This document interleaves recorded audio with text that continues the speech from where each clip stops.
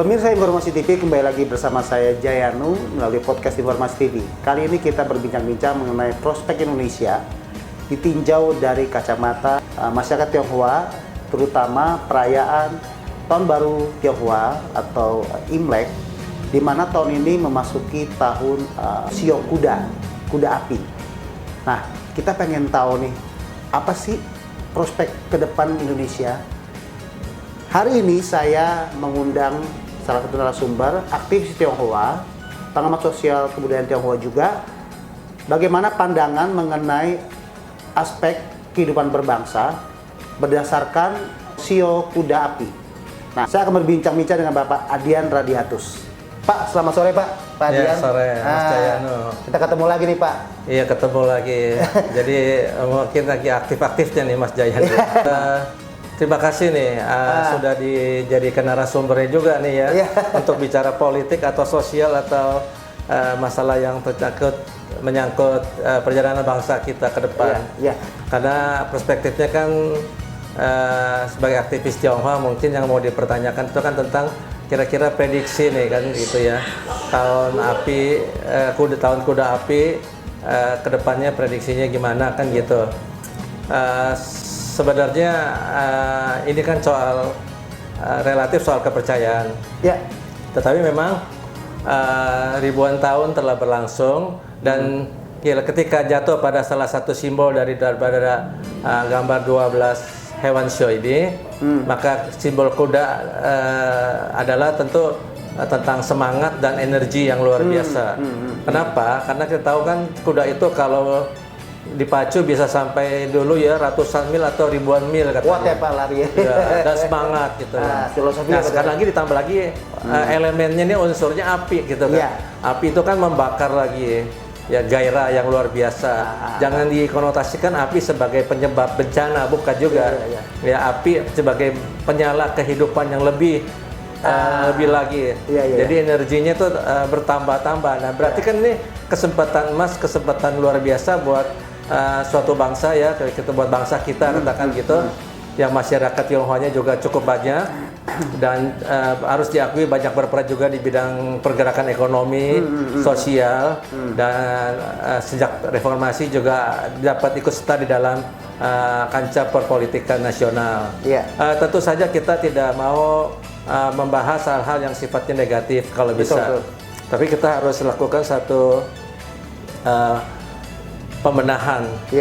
Dan kalau ditanya bagaimana kedepannya untuk tahun ini untuk bangsa kita, kelihatannya dari unsur ini sangat prospektif kemajuan-kemajuan yang dapat dicapai. Dan tentu saja ada halang-halangan mungkin ya, seperti biasa. Dan itu biasanya adalah tentang program pemerintah, kebijakan pemerintah.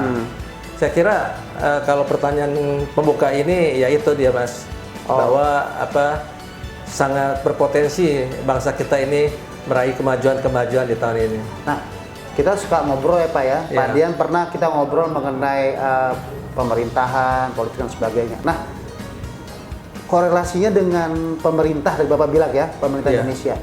Tantangannya apa sih nanti ke depannya? Apalagi kita korelasikan dengan tadi tahun kuda api, di mana justru maknanya ada kuda api itu bersemangat ya kerjanya Pak. Tapi kalau ada tantangan Pak, tantangannya apa sih Pak yang Bapak lihat mungkin ke depannya? Ya, jadi ini tentang bagaimana tantangan besar ya buat pemerintah dan juga tentunya presiden. Jadi kalau kita ngomong Shio ini kan presiden kita nih kalau nggak salah Shio Kelinci gitu loh. Kelinci ya. Shio Kelinci itu kan agak kadang-kadang bukan romantis, agak mellow juga gitu ada perasaan lah gitu. Baik gitu loh.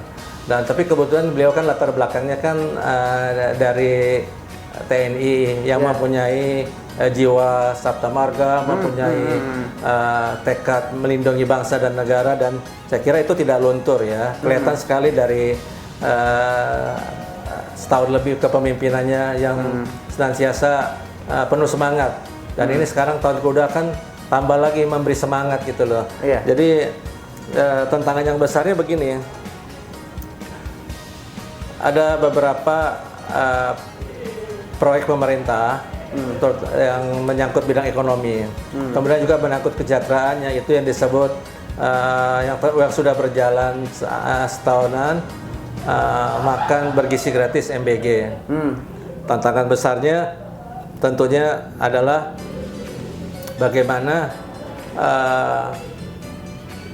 MBG ini dapat berjalan lebih kepada kualitas, kualitas yang dapat membuat masyarakat para siswa ini nyaman, tenang dan percaya diri mendapat asupan gizi.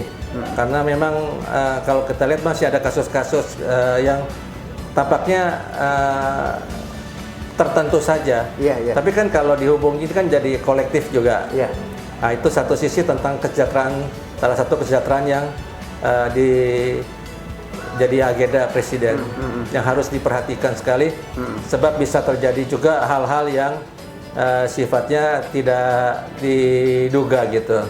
Nah, selanjutnya adalah masalah misalnya reformasi transformasi kepolisian. Nah, ini institusi. Institusi ini ada di bawah presiden, tetapi akhir-akhir ini kok seperti ada sesuatu yang agak memanas. Nah, kemudian ini kan masuk lagi. Jadi ciri-cirinya sudah ada. Begitu mau masuk tahun kuda, apa nih yang persoalan yang dibawa?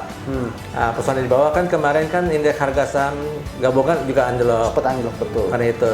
Tapi kalau soal saham, kiranya itu soal manajemen di bursa, dan saya kira ke depan masalah ekonomi di bursa saham ini bisa teratasi, apalagi dengan langsung terjadi perubahan direksi dan sebagainya di sana. Ini juga salah satu yang harus diperhatikan. Jadi kalau terkait dengan reformasi transformasi kepolisian, kita harus lihat tentunya demi kepentingan masyarakat. Kita akui kekecewaan yang bertumpuk terhadap pelayanan masyarakat oleh institusi ini kadang-kadang menutupi banyak kebaikan yang dilakukan juga. Ya kan?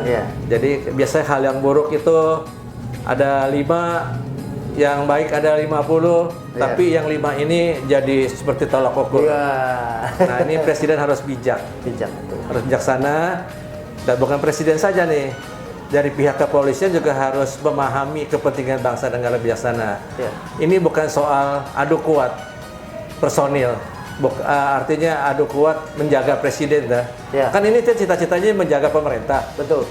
Yang jaga pemerintah, dan itu kan salah satu unsurnya kan kepolisian. Kemudian yang menjaga bangsa dan tanah air ini kan TNI. Nah, kalau di TNI ada Kementerian Pertahanan, kalau nanti ada Kementerian Kepolisian, tapi tidak menutup adanya Panglima Polri lah gitu ya, dan Panglima TNI, kan ini kan termasuk baik buat bangsa, saya kira begitu. Jadi presiden harus pandai menemukan win-win solution. Nah, ini pandangan yang saya lihat, sehingga tahun kuda ini nanti fokus untuk membenahi segala ketimpangan itu akan berjalan sesuai dengan rencana pemerintah, sesuai dengan presiden. Mereka yang tidak mampu, mereka yang hanya sifatnya oportunis, dengan sendirinya akan tersingkir. Gitu.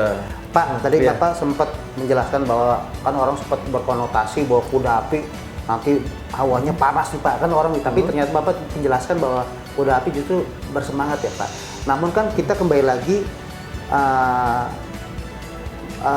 kita bicarakan bahwa kebanyakan orang ya Pak ya, saya bilang kebanyakan orang yang belum mengerti makna dari kuda api ini, bahwa kekuasaan, ekonomi atau usaha tuh, dunia usaha nanti waduh panas nih, atau bagaimana. Tapi tadi ke Bapak menjelaskan tuh, Bapak jelaskan sedikit singkat aja Pak, ketika untuk kuda api ini untuk kekuasaan, pemerintahan, untuk dunia usaha dan ekonomi itu bagaimana sih Pak ke depannya gitu loh Pak, bisa Bapak jelaskan kembali lagi Pak? Ya, kalau bicara tentang dunia usaha atau katakan tadi tanyain tentang api, itu bukan hawa panasnya Mas. Iya, bukan, iya betul. Itu hasrat membaranya itu. Ya.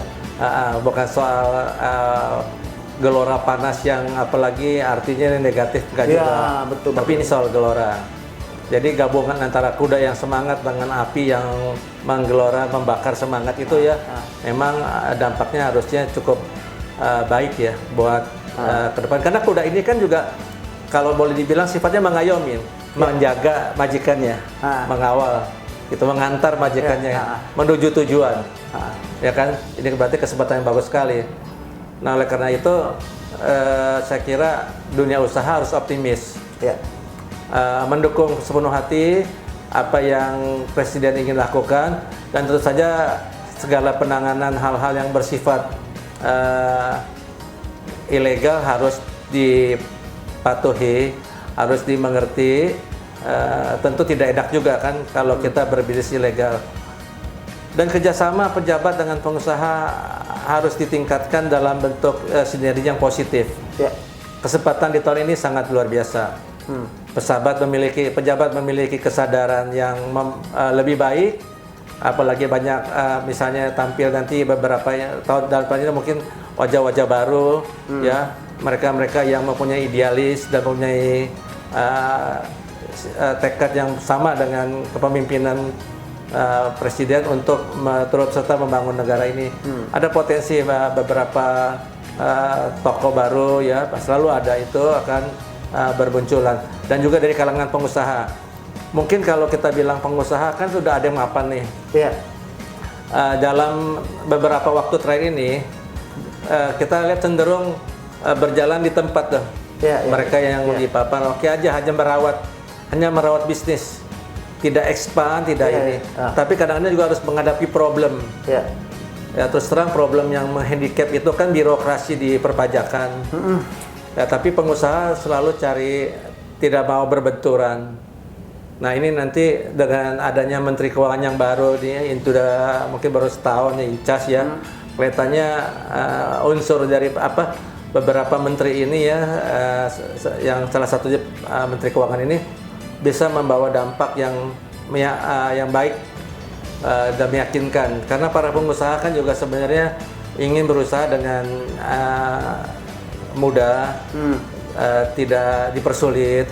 Nah tahun ini mungkin kita harapkan dapat terjadi hal-hal yang benar-benar positif bagi perkembangan dunia usaha dan ekonomi. Dan saya harap juga para senior-senior, tokoh-tokoh pengusaha bisnis yang sudah mapan, sudah sukses, mau tetap berkiprah membantu pemerintah.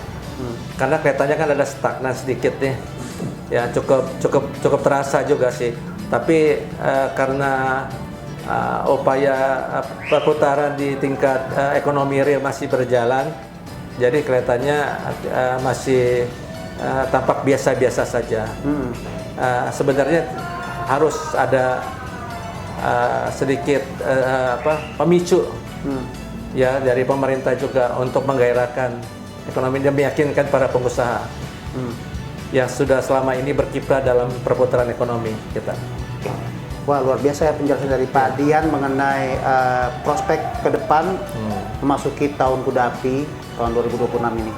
Pak, sebagai penutup nih Pak, dari bincang-bincang kita sebagai penutup Pak. Bapak nih kan, saya tahu Bapak ini suka menulis naskah filosofi nih. Nah, saya pengen tahu nih Pak, Bapak pesan bijak kan nih, kata-kata filosofi bijak untuk memasuki tahun kuda api ini Pak, buat pemirsa Informasi TV dimanapun mereka berada sekarang Pak.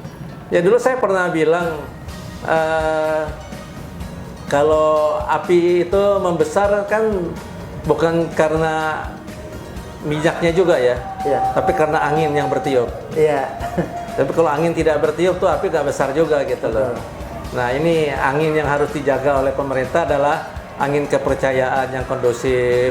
Ya para pejabat bertekad besar, sama seperti kuda yang mengantar rakyatnya nih. Jadi kalau bicara filosofinya ya itu supaya angin kepercayaan ini, angin kemajuan ini dapat dibangun oleh kedua belah pihak lah, antara rakyat dan pemerintah.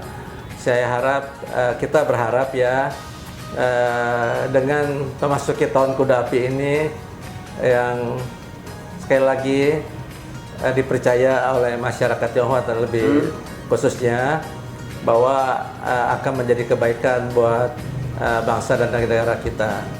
Saya kira Mas Danu juga melihat telah banyak hal-hal yang dilakukan.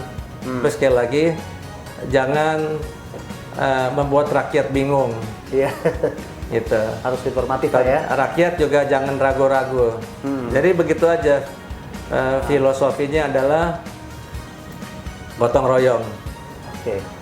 Gotong royong, terus kemudian saling menjaga kepercayaan, dan kemudian juga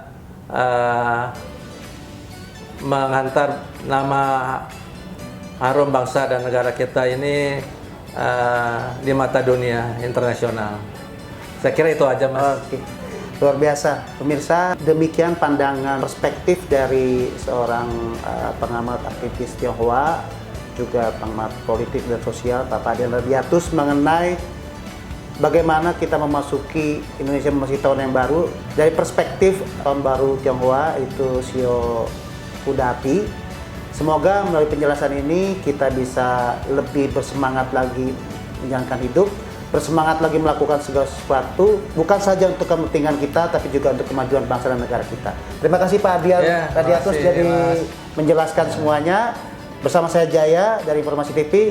Kita ketemu lagi di topik-topik yang menarik berikutnya. Terima kasih.